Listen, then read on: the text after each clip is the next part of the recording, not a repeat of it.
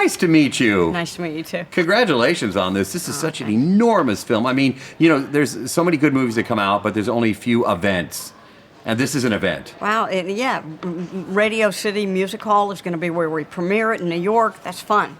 Wow, that is massive. When you found out you were part of this project, what was your reaction? Were you just kind of like, ah? Totally thrilled. There's no downsides to doing Batman versus Superman. It's just a completely unique experience in my career, and it was easy to say yes. Were there aha moments that you had like on the set where you just like kind of pinched yourself and just go, this is really happy, just looking at costumes or sets or things like that?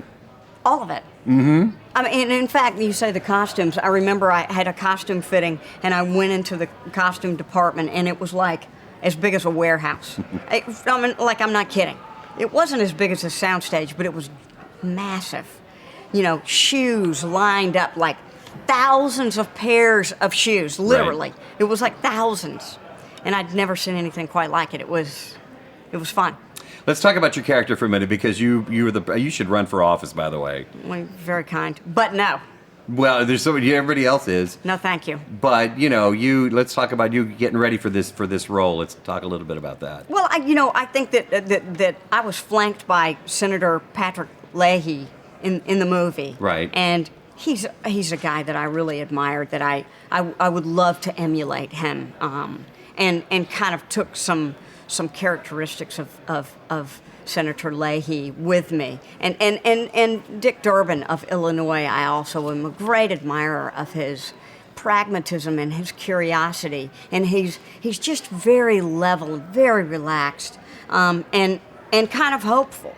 There's something about these guys that are inherently positive, mm-hmm. and that you would think that they'd be cynical, bitter. And these guys, lifelong politicians, have been in it for decades, have a real sense of positive force about being in the United States. So I really wanted her to be imbued with that, and just a native sense of curiosity about who Lex Luthor is. Right. Not what she's heard, but what she's getting from him right now, and I like that. I got to go to the White House last month, so that was kind of surreal. Yeah, I know what you're saying. When you talk about that, it's just kind of just crazy to be around all that. How did you keep secrets? I'm not in the movie. Okay, you are, and people are asking me. I've seen it, not saying anything.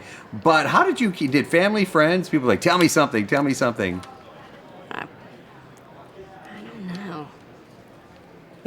I got to say, I'm very impressed that stuff hasn't really leaked out about the movie.